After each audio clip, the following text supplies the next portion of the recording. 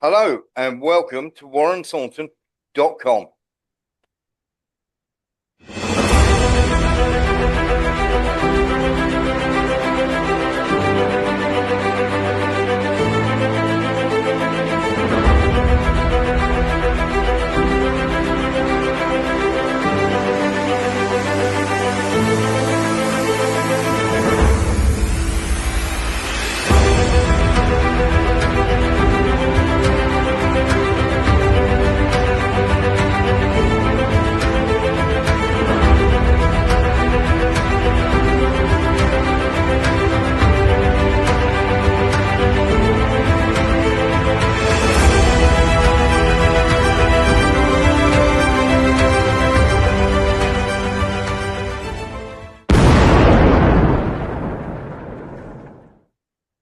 So there we are. Welcome to WarrenThornton.com.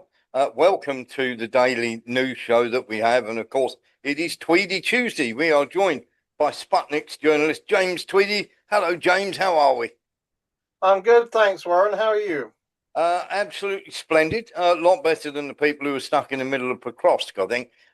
There is some things that, as normal on a Tuesday, we will be getting stuck into most things to do with Ukraine, for the simple fact that we have James with us. And while we've got somebody from Sputnik with us, we like to talk about all things that are happening. We'll get into this in a bit.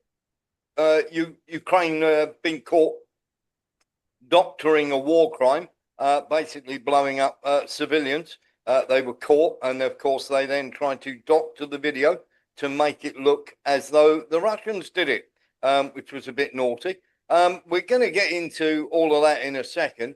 But James, I wanted to sort of get your opinion on the Black Hawk debacle, as I'm calling it. It is unbelievable that they sent these, shall we say, on this wonderful thing. We had Sersky in Pavlorad, and basically trying to talk these guys into it.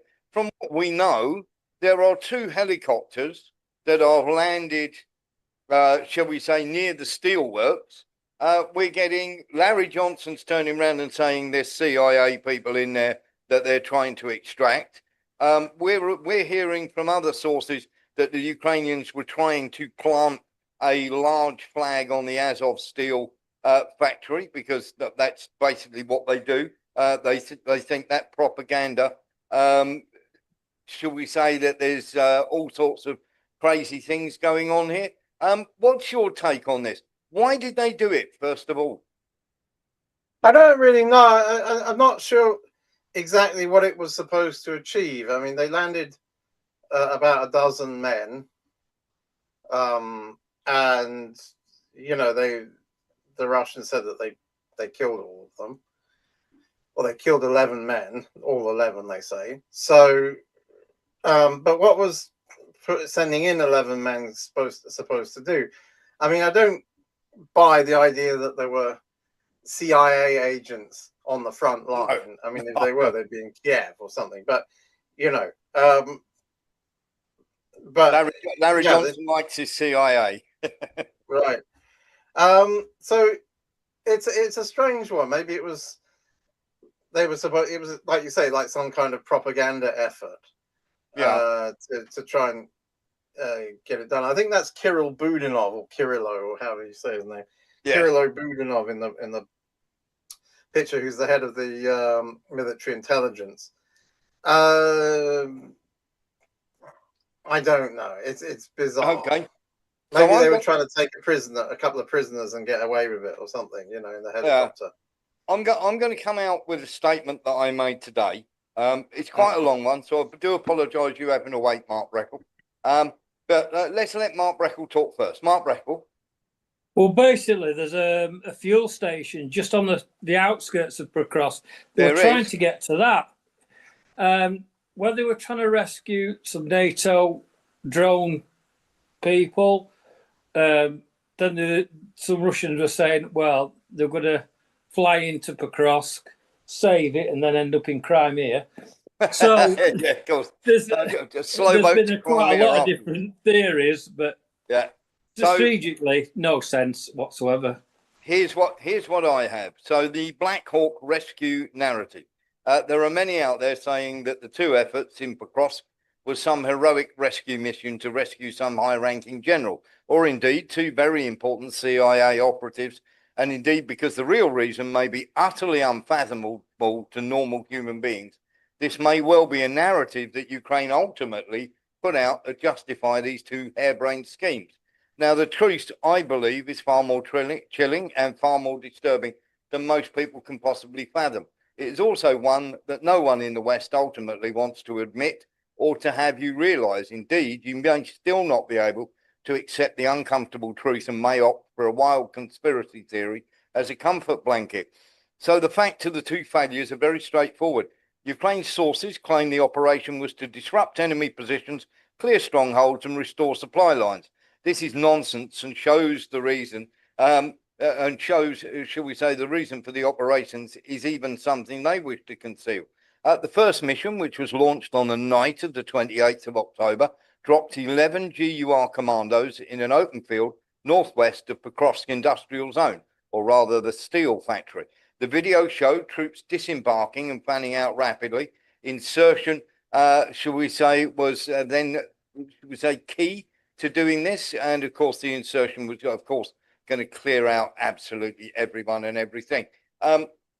Thing that we have here is they literally fanned out and the visibility, the low visibility at night was to minimize detection, but Russian reconnaissance drones spotted the low flying helicopters, destroyed the 11 commandos, and then the subsequent mission was launched on the night of the 30th of October using two Black Hawk helicopters, inserted two groups, total of 20 to 24 troops, in the same general area, and they suffered the same fate as the first group. That is the bare bones of the missions. Now let's deal with the nonsense of the high-ranking general. First of all, in my opinion, not a chance. When frontline hardened troops and mercs were being pulled out of Pokrovsk a week before, and raw recruits on suicidal drives were being thrown into the cauldron, if you think for one moment some general was left behind, think again. Even the Ukrainian radio chatter was confirming this, that there was nobody of that ability. Now, likewise, the very silly idea for me that two high-ranking CIA operatives were inside and had not made it out, while some mercenary soldiers from France were pulled out weeks earlier, is simply not the case and covers the real reason for the botched mission, and that's to plant a flag. And I'll say that again, it was to plant a Ukrainian flag on the steelwork. That's rubbish, right? There have been okay, why would anybody do that? Okay, there have been attempts at flying helicopters in before. Remember the suicide mission to the Azov-style steelworks? Everybody, including yours truly, thinking some high-ranking officer must be there. Turned out there was no one of any real importance there. And the men who died trying to get in were carrying a large Ukrainian flag found among the wreckage.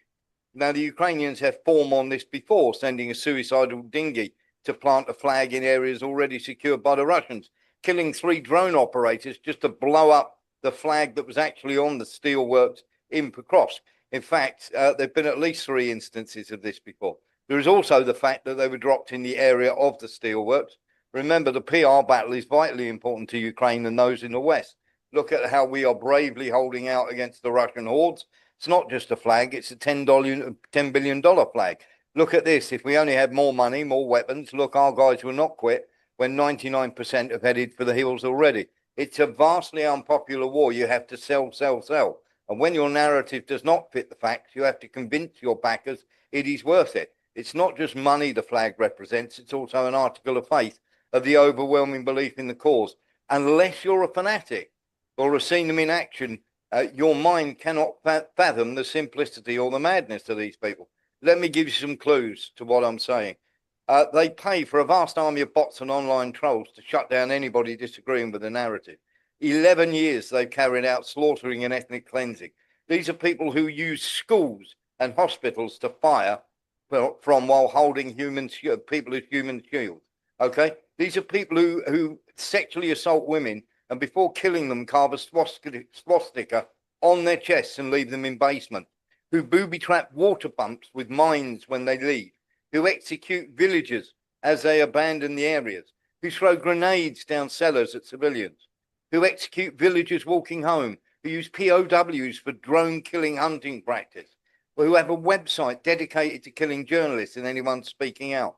These are people who beat civilians and throw them into vans. People who throw these poor men into the front with no training, who shoot them if they dare to retreat, who kill them with drones if they try to surrender, who send school children to military camps and make them sing neo-nasty songs at 8 years of age. What we have here is a total blind hatred of Russia. These are people who find dead enemies' phones and call their mothers or girlfriends to taunt them. When you understand this, you understand them. They are not the first fanatics I've seen ripping a country apart for a foreign entity. Sadly, they won't be the last. When the dust settles, I think we'll find the battle for Pokrovsk is over. There will be no high-ranking general, no CIA special operatives, just the dead and the surrendered, just like the Azovstal steel plant. The ideology is very savage and merciless, and its chief basket cases have their children safe in other countries. They think nothing of sacrificing 30 soldiers for the slogan, for the flag, or for the ideology. James Tweedy, your thoughts on that, and then we'll have Sean Murphy. Oh, turn your mic on, James. Okay, well, yeah. Sorry about that. Yeah, I mean, at Mariupol and the Azovstal factory, there was a huge amount. There was a huge propaganda effort there. That's true. I remember that. And the suicide missions with the helicopters, and they put so much value on this. You know, the Black Hawk helicopters. There were rumors that they'd been supplied, but it was never official. And now that they've revealed that they got them, you know, I don't know what country they got them from. A lot of countries have them, but they revealed them, and they haven't been seen before, so they were obviously being kept as a special resource for special units, you know, like you say, the GUR, the military intelligence, and they risked them. I mean, they could quite easily have been shot down that night. So it's it's crazy that they put so many resources into this one operation, which, like you say, is probably just a show, a propaganda thing. They need to be getting people out. I don't know if they've got that many people trapped still right on the front line in Myrnograd or Pokrovsk, but there's probably a lot more than 11. Let's say there's not a lot more than would have fitted on those helicopters, and they need to do something practical about getting them out if they actually can. Yeah, which they're actually not going to do because they haven't got it. Sean Murphy, then Mark Breckle. Sean. So was that actually not 2 but 4 Black Hawks that they lost, Warren? They didn't do very well, did they? They had a fleet of 10, from my understanding. They now got half that number in one go.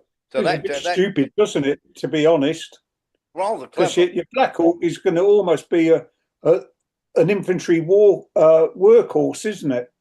Yeah, I mean, sticking it into an area where Russia have the place just absolutely inundated with drones, it's just like, what are you doing? It just seems like an absolutely idiotic thing. Crazy. They thought they could sneak in. Yeah, it simply wasn't going to happen. And it's not only that. No. You also have to look at, did somebody tip them off? Because the Russians knew they were coming. Mark Breckle. Well, they're still trapped down in Suky Yar, which are right down that southern part. So the trap there, those airborne. But I got a really weird post, and they said that was the Ukrainians were going to try and fly into Red Square. I thought, this is absolute nonsense. Yes. Then the Black Hawk story started. I thought, oh crap! That it's National Unity Day today. You see. I thought, are they going to start and do something stupid today? Because you just never know with the Ukrainians. You don't. They're absolutely bonkers.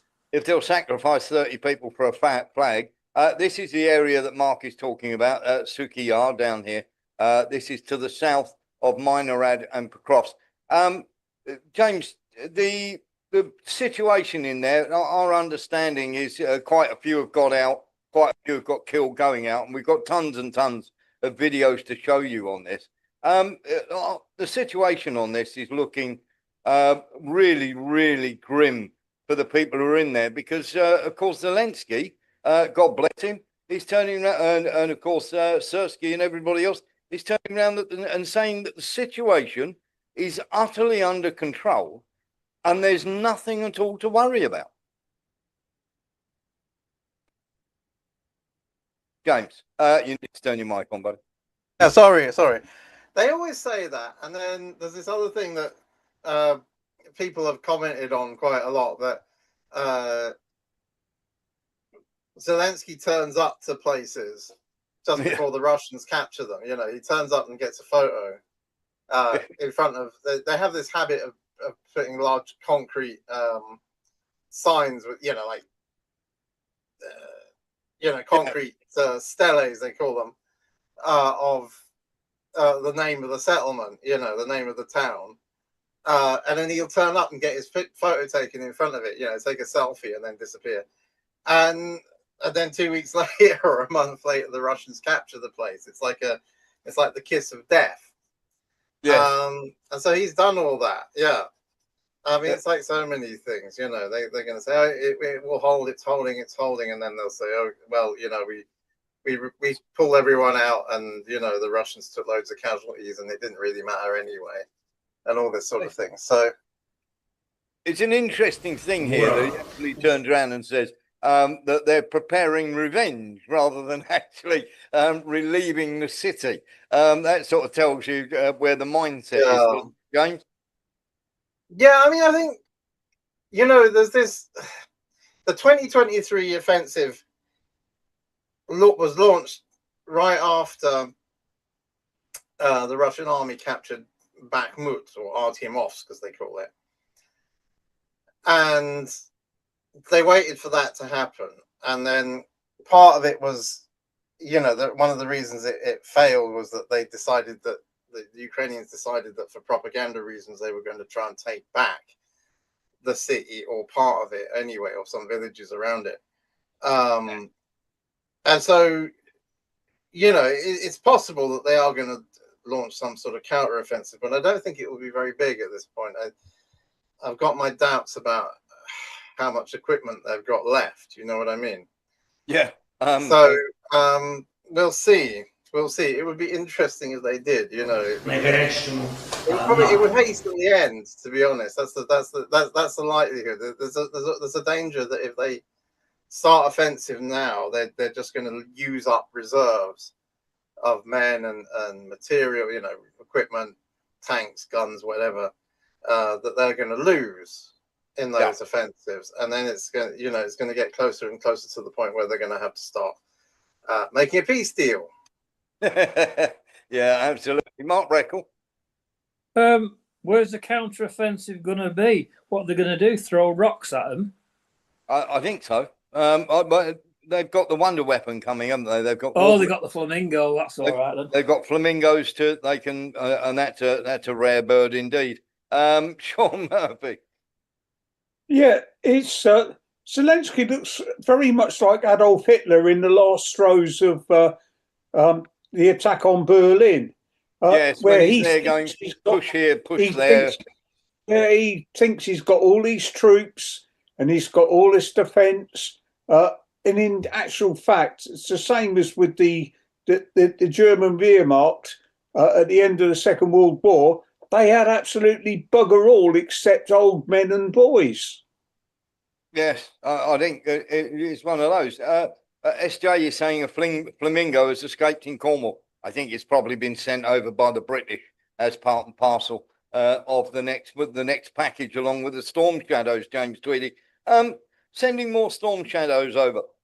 Great Britain, Keir Starmer, Mr. Healy. I'm not even sure they've done that, to be honest. The source of that was some unnamed person speaking to Bloomberg, which runs very, you know, suspect stories of quite a lot of the time.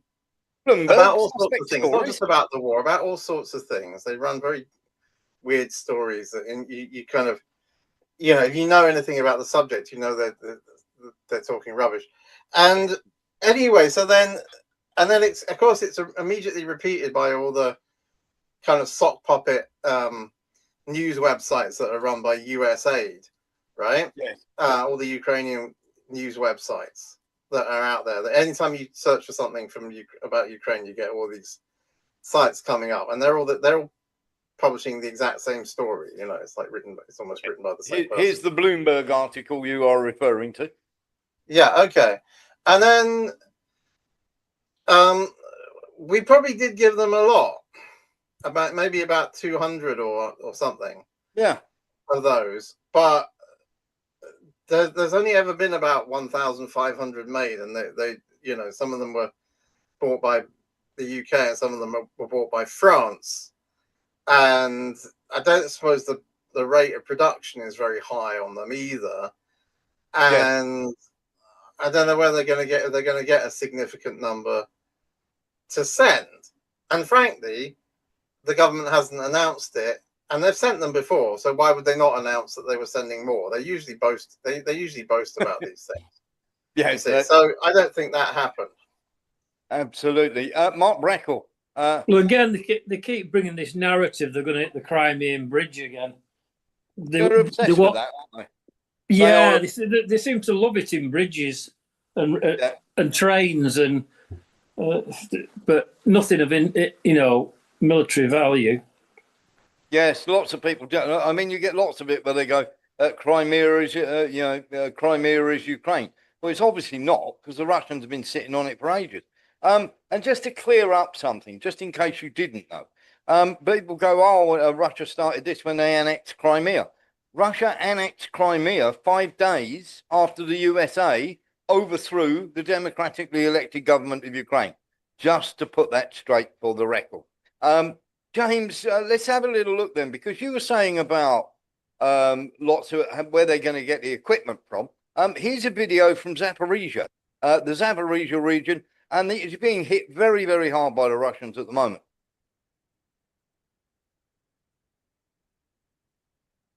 As we can see, this is video footage all from the Zaporizhia region, and literally they're absolutely blowing up at anything at all that is, shall we say, on the main southern road in Zaporizhia. They are smashing the living daylights out of everything that's on there. And of course the Ukrainians are going slightly crazy, thinking there's now a push towards Zaporizhia. But there's a push everywhere, James, isn't there? Yeah, I mean you've got Kupiansk in the north. Yes. Right, which is surrounded. And then you've got that whole battle around. You got the battle around Pokrovsk and Myrnograd, and then to the east of there's Konstantinovka, and then there's this kind of, no one's really talking very much about it, but there's actually a fairly relatively rapid advance. You know, it's slow but steady advance into Dnipropetrovsk from Zaporozhye and the south of Donetsk. Yes. You know, capturing villages, and that is basically rolling up the whole front line that goes up to the city of Zaporozhye. Yeah. And then there's fighting going on that front as well, and then again nobody's really talking about that, but it's going on. When you see these videos, these videos sort of come out about once a day, and increasingly what you see is they're blowing up pickup trucks and things like that, and cars. Yes. For like maybe 4-wheel drive cars, but generally sort of cars. And the more, there's more of those now than armored vehicles. So the troops are riding around on unarmored civilian vehicles that they've been donated. Some of them have been donated by the mayor of London, for starters. They have. Yes, the donations have been rolling in. Yeah, cars that they bought that the mayor of London, the London Authority, Greater London Authority, bought as part of this kind of scrappage scheme to get cars that weren't compliant with the ultra low emission zone. You see, so they got a lot of pickup trucks and Land Rovers or whatever. Generally, those things are getting sold on second hand around Britain, and everyone in the countryside is driving, like BMW M5s or something. But so they're turning up there. Yeah, But they're not driving. They're not even driving around in armored Humvees, which they supposedly had 5,000 of. You know. Well, the American Bradleys didn't last long, did they? Because there's a place in literally in the middle of Ukraine called Bradley Square. There's that many there blown up and smashed to smithereens. So they had that. There's that whole problem. They're running out of equipment. A lot of what you see there is something new, though. When it says NRTK, I think it says, in Cyrillic script, they're like ground-based drones that you can use them to evacuate wounded, or they can carry supplies, food, water, ammunition to the troops. But a lot of those are getting hit too, and I haven't heard that they've actually gotten that many. I mean, they got a few from Germany, but unless they're making lots of them in Ukraine, I think there aren't that many of them left, for them to lose. Every time there's a factory in Ukraine, it gets blown up, and of course they're even running scams now to buy vests and plates for artillery brigades. The 26th Artillery Brigade doesn't need vests and plates. They're raising money there. Of course, how are they getting it into Pokrovsk would be my question. Mark Breckle's been waiting to talk. Mark. Well, again, they're heading towards a place called Gulia Ipol. That's in the Zaporizhia region. And at the moment, they're fighting a place called Stepnohursk in the Zaporizhia region. But they're using like a drone, a tank-like drone, and they fill it with supplies, and the drone operator lets this little drone tootle down a road to supply the troops with. But the Russian drones are smashing those because they can't get anything in. Those Barb trucks, what James is on about, they cost a fortune, though. But they're not, like you say, they're not protected. They're just normal farm vehicles. So that's the only thing I see now. They're trying to get those drones in, but there's nothing getting in. Everything's getting destroyed with drones. Yeah, absolutely. Let's stick this up first of all. Right, if you've seen this video, by the way, it's an AI fake. This is meant і шутить своїх хлопців. Ось вам, бачите? По коліна води, все гниє, броні. Now, this is meant to be the Belgorod Dam that has obviously then flowed down river and flooded the last defenders in Kupiansk. That is an AI video, by the way. That has happened, by the way, as in sort of inconvenience the Ukrainians. We're not talking about Kupiansk as much as we are Pokrovsk, but that's in more danger of falling right now, isn't it, James? Well, Myrnograd, this town which is just to the east of Pokrovsk, is pretty much effectively surrounded, cut off. And then in Pokrovsk itself, the Russians are moving across the city from the south. They're just, they haven't surrounded it, but they're capturing it, probably because it's difficult for the Ukrainians to supply the city, because there's only one road open, and I think it's a little country road. It is, yeah. So they've got it's going to go, and I think this is like the sort of the end stage. That's what that mission was about. It was partly about it being over. They wanted to pretend it's not over, but it is. Well, it pretty much is, isn't it? I mean, let's face it. When you sort of look at everything that's going on there, it's pretty much all over. Mark Breckle. Yeah, a place called Harishny, which it's near it's quite near Pokrovsk. That was the last chance saloon of getting supplies. Now, it was. I was listening to it this morning, and they said there was about 1 kilometer gap. There is to get through from Pokrovsk to Minograd, and I believe the Russians are pushing them into Minograd. And once they're in Minograd, that's it, game over. They are. So let's have a little look and see exactly what is happening. What we were talking about here. So here's what we were talking about. Let's move the map down. So this is Minograd here. and of course the Russians are inside Minorad as we speak. Rivne here is being pummeled, and they're being driven out of Pokrovsk and into an even smaller pocket there. Now they have this little gap here, and this is the place that Mark was talking about, Harishny, and this is where the Azov are actually shooting at their own soldiers. This is the gap they've got to try and get through.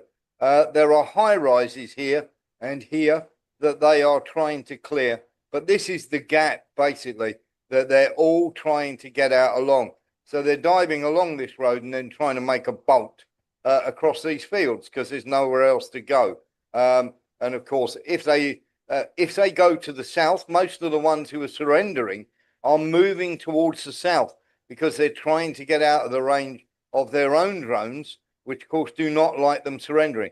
But this is where the main Azov was situated, and this is where the supplies are coming into.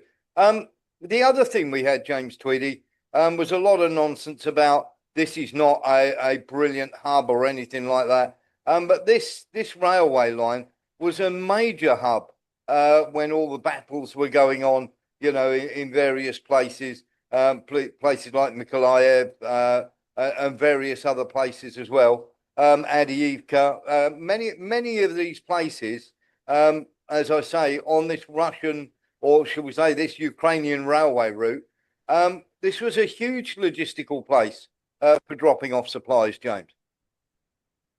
I mean, it's not a village. No. It's quite a sizable town, but the main thing is that it is the next place before the next place after that, basically, yes, in the campaign to take all of Donetsk.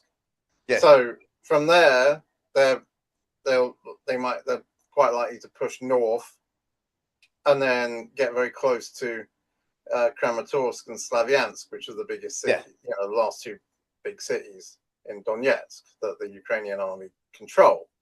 You see, so this is, I mean, this situation here, if that's accurate, I mean they've lost most of the city, and the Russians are going right through the last parts of it. So yeah, how can they hold that? You know, I don't think there's that long kind of salient there. I don't think the Ukrainians control that.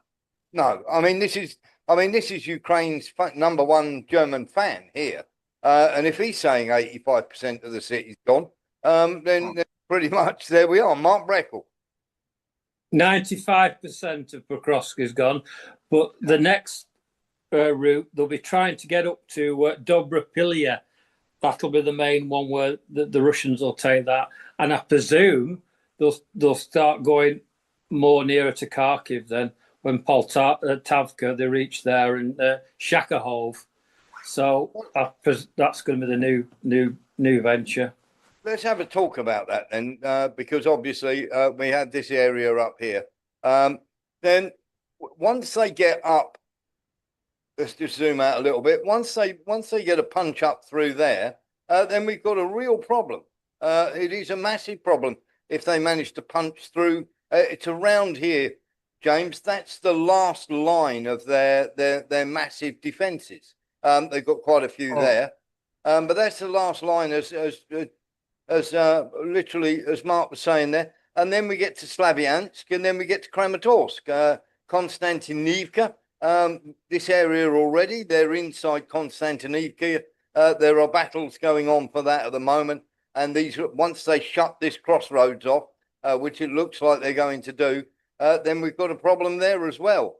Because once they get firepower over that, that's another, should we say, another choke point, James.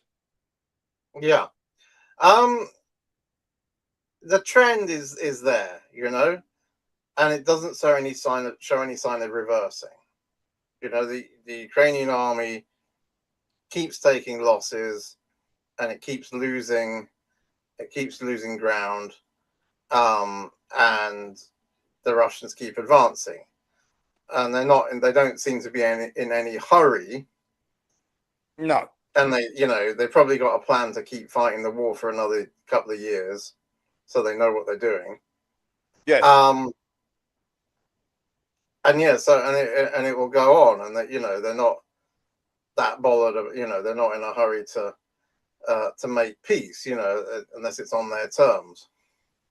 Yes, you know, and it's looking worse and worse and worse, isn't it? I mean, we'll just have a quick look at the situation in Kupiansk as well, because that's to the north, up towards Kharkiv, as Mark Breckle was saying there.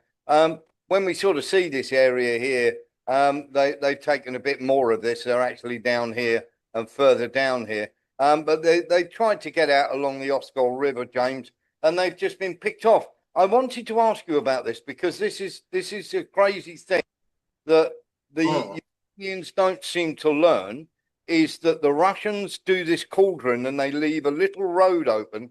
Rather than going in and storming the city, they sort of starve you out or bomb you out. You try to escape or get men in the other way, and they just pick you off. Yeah, I mean, that's the, you know, it does seem like that, and it's a kind of attrition tactic. Yeah, we've lost you on video, James. Where am I going? Why does it keep dropping out? I think that, yeah, I mean, that is a kind of attrition tactic, and if they're doing that, and then certainly it looks like they're doing that because you've seen it in lots of places before. So the question is, why did they, once the Russians had a bridgehead, which is weeks or months ago, you know, like north of Kupiansk, why didn't they pull those troops out from across the river? And why didn't they, you know, make a better plan for defending Kupiansk, or at least, you know, getting out of it, basically abandoning it and trying to fall back and block the road or something? You see, so they don't have, you know, if their only plan is to basically keep defending Kupiansk until the end, then that's, you know, they've lost, because it is going to get to the end. And then where the Russians can march up the road to Chuguyev, I think the place is not Chuguyev, it's got something like, there's one city, and then there's the city of Kharkov. Or they can march south and start clearing the whole river and get down to you know, to Zaporizhzhia. Yeah, like, no, not to Zaporizhzia, to Krasny Lyman and Izium and places like that, and then they're surrounding Kramatorsk and Slavyansk from the north. Yes. And then again, the whole thing starts to fall apart. So, yeah, Sean Murphy, and then Mark. Then we'll have some video. Well, it seems to me like the Ukrainians, they keep putting these troops in, and all they're doing is like putting, using a pimple plaster where they need a very large shell dressing. Yes, yeah, it's like putting a band-aid on a gaping wound. I hear what you're saying. It does seem very ridiculous and very, very stupid. And of course, you're going to get more and more of this happen. With, you know, when you're talking about Lyman and everywhere else, Siversk, we're hearing that they are now inside Siversk, fighting inside Siversk. Mark Breckle.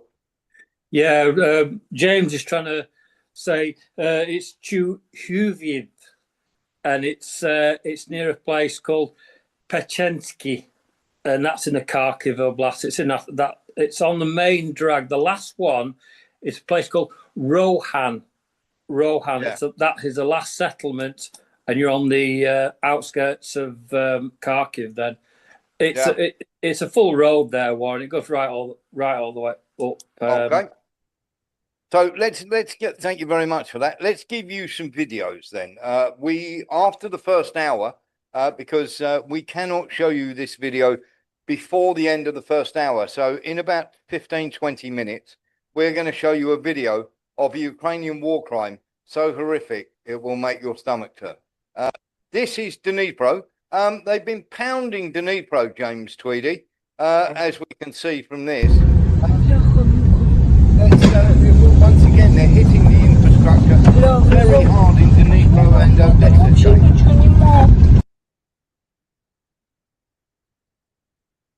Yeah.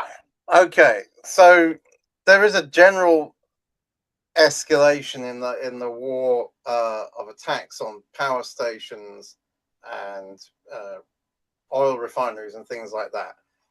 the Ukrainians are managing to hit more of those things in Russia. I mean, they're launching hundreds of drones every night or something to do it, but they're hitting a few things, and the Russians are, are doing the same. They're hitting back, and it's all going crazy. And I don't know. Donald Trump doesn't sort of understand how it, like no. How action leads to reaction, and he's like, he's sort of cutting off peace talks again or something. But they don't. I mean, yeah, that's what's going on, and I don't know when it's going to stop. I mean, the Ukrainians, they might hit a few things in Russia, but the Russian retaliation is going to mean that they don't have any gas or electricity in the middle of winter. Yeah, I mean, the people don't.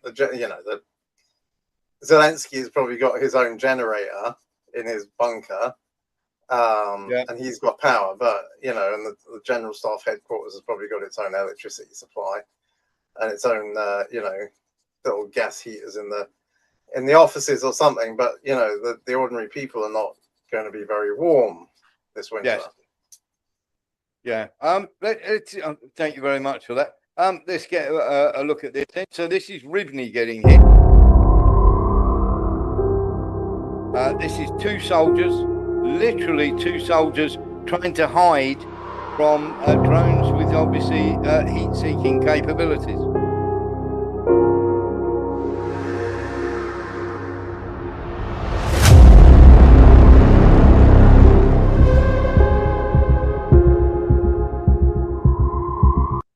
You're a damn sight safer moving around during the day and then keeping still during the day, because at night you're just an easy target, James.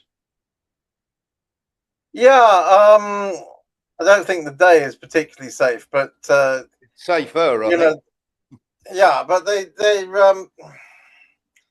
I don't know. What you often see is that when there's fighting going on in cities, there's very few. You see like surveillance drone footage of it sometimes, troops moving around. And it's only a handful of men. Yes. Out in the open. So yeah. always good to have a few here, a few there. Lee Williams. They should be educated, because the bloke that was in the army or doing a film was Arnold Schwarzenegger, who used to kill himself in a little bit of mud.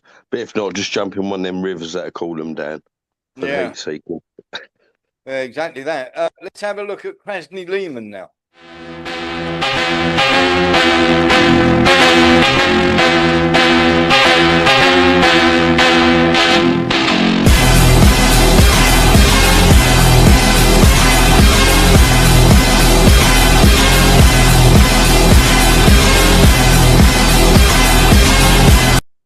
And what we're sort of showing you is the effect of drones, because lots and lots of people at the time, you remember when drones first came out, everybody went, no, there's nothing bad here. You don't worry about it and all the rest of it. Well, you should be worried about it, because they are. This is.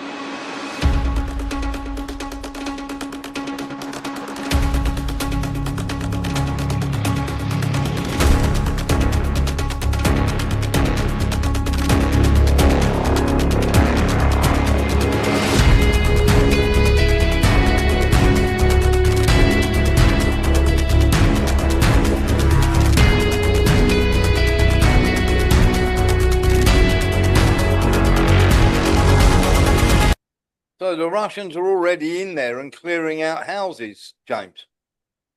Yeah, I mean, it's a new kind of war. It's a very high-tech war. Maybe it makes it a slow-moving war, because you can't easily move in the open without being attacked by drones. There's the point. Yeah. And therefore the whole kind of setup of the NATO armies is out of date now. I don't know what they're going to do. They have to, they're going to have to rethink things completely, So, yeah. And that technology is not rocket science either. It's anyone can. A lot of the time they were just buying, off the shelf hobbyist drones that you can buy off Amazon for about £1,500 or something. Are these top shelf drones, James? Off the shelf. They're just, like the DJI Mavic. You can buy that off. They're using a lot of those, and you can buy them off Amazon, or anywhere. You can go to the shop and buy one, In fact, you can get, I think that's it's big enough that it can carry the warhead from an anti-tank grenade launcher. But yeah, I mean, like not those little tiny ones. Those little tiny ones with a camera in. I mean, you can still use those to like spy on people, see what's around the corner and things like that. You see, so the technology is there. It's no one is denied access to that technology. No one has a monopoly on it. So the next time, I don't know, the US invades a country like Afghanistan, they're going to have a problem, aren't they? Just a bit, yeah. Because you can buy a few thousand drones. I think that might be happening at the moment in Venezuela. Mark Breckle. Well, what I heard, the Ukrainians are running out of those Baba Yar drones because they've been trying to airlift supplies into different places, and they just can't get anything in. So that's the latest that I've heard about the Baba Yar drones, but they just can't get the supplies in. Well, they do become they've not only got the problem with the supplies and the problem with the drones, they've got a problem with the drone operators. Let's have a look at this. So this was in Pavlorad, James Tweedy. They decided to have a ceremony for the drone operators, all their best drone pilots or drone operating pilots. They thought that Sersky might be there or somebody decent would be handing out boxes of medals, and literally they blew them all up. Yeah. Okay. So I mean, there's a question why this has happened before. There's a question why they're still doing it, because it's foolish. There's a question about, I mean, either the Russian intelligence intelligence services are well organized and they've got a lot of spies in Ukraine, or these things get leaked, because the last couple of times there were kids in attendance as well, women and children, of the wives and children of the guys who were getting the medals. And some of them were killed along with the others. And I think that was probably, that sounded to me like a sort of deliberate leak. The Russians would, they told, they let the cat out of the bag to the Russians through some kind of controlled source, and the Russians couldn't really ignore that, and they hit the target, they hit the place, and then there were casualties among women and children, and and civilians who were working in the restaurants or wherever, or the town hall where these things were being held, and the Ukrainians use that for propaganda. They don't learn though, do they? I mean, holding a medal ceremony for 56 drone operators out in the middle of nowhere. Well, I mean, it was in the west of the country, but they know that's still in range. Yes, and they should have known. They should have known better than that. I don't know what they're playing at. Yeah. If you're going to do it, like just get a couple of guys into the headquarters and give them their medals, and exactly that. Film it, someone video it, and then you put that out on the internet if you want. Not having ranks of them lined up. John Murphy. Well, I think they must have Starmer advising them. Lessons will be learned. Lessons will be learned, but they're not learning. What we always hear, isn't it? Great call, Mark Breckle. You are talking about Pavlograd, which is just near Dnipropetrovsk, aren't you? Yes, I am. Yeah. Which gets hits more times. Someone gets slammed up. And I can't believe how stupid it is. The thing is, though, Dnipro, that was its Ukrainian name, and Dnipropetrovsk is its Russian name. They're going to change the name, so it'll be full of partisans around there. Yeah, one of them. Is anybody different? They'll just say, "Oh, there's a Ukrainians having a party, right? Bomb them." Yes, Pavlo Rad does. He gets nailed more times than Keir Starmer in a Ukrainian male disco. Sean Murphy. I was just going to say, it gets hit more times than a cricket ball in a test match, Warren. Yeah, exactly that. It is absolutely staggering that they do this. If you're going to do it, do what Zelensky does, and possibly you can do it. Do it in a meeting room or whatever, or do it underground. Where people aren't going to see you, where they're not going to be able to hit you, or they don't know you're coming. At least do that. But let's have a little look at this, because I've talked about nets before, James Tweedy. Let's have a little look at this.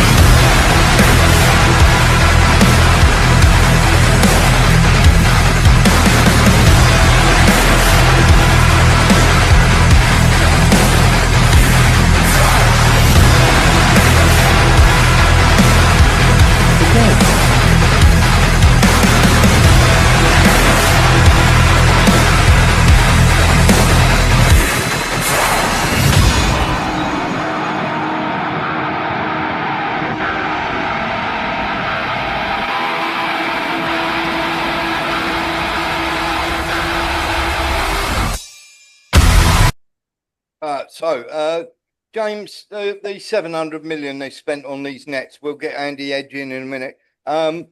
James, the 700 million they spent on these nets, complete waste of time, wasn't it? I think it's one of these things where you're trying to, make the other side use more drones to get the same result. I mean, that's probably about as good as it does. There isn't. Let's see if there's widespread use of systems that actually interfere with the signal, the control signal for the drones. But the point of those fiber optic drones is that makes them immune from that. It's not immune from someone seeing the fiber optic traveling on the ground and then running up and breaking it, cutting it with a knife or something. But it means they can't be jammed or anything like that. They can't really, you can't really cut off the control signal to a fiber optic controlled drone. Okay. Let's let Lee Williams in. Lee Williams. I was just going to say, are they anything to do with DVLA? I'm joking. Are they very, very good at flying not only aircraft but drones? That is very, very, very accurate. What they can do with them drones. Well, I believe, James, the Russians have a specialist drone unit, don't they? They're very good at this. There's a few. There's one that's called Rubicon, which publishes a lot of videos. But I mean, they know they've learned how to do it. Yeah, you can see they were going up and over the top of that. It's a self-propelled gun on the back of a truck chassis, and they want to try to hit the fuel tank of the truck and set it on fire. That's what will knock it out, really. The gun itself is quite a big hit. It's a big piece of metal, and it might not be easy to damage. But so they kept going at it with like 4 or 5 of them, maybe more than 5, I think, and finally it caught fire. Yes. Mark Breckle? Well, they've had plenty of practice. They had a lot of skilled drone operators down in Belgorod and Suja. So they got a lot of students. And all they have to do is just sit in bunkers and just fly these drones into anywhere they want. It's like if you're fighting for 3 years, you're going to have plenty of training on them. Yeah, I think you're probably right there. Something else that we need to sort of look at as well. Thank you very much for that, Mark. Something else we need to look at as well. Whitaker's been at it again. He's the US ambassador to NATO. He's as bad, isn't he, as what's his name, Kellogg, and his daughter. I mean, he is just saying, "Oh, peace deal, peace deal, peace deal. Let's arm Ukraine. Let's arm Ukraine."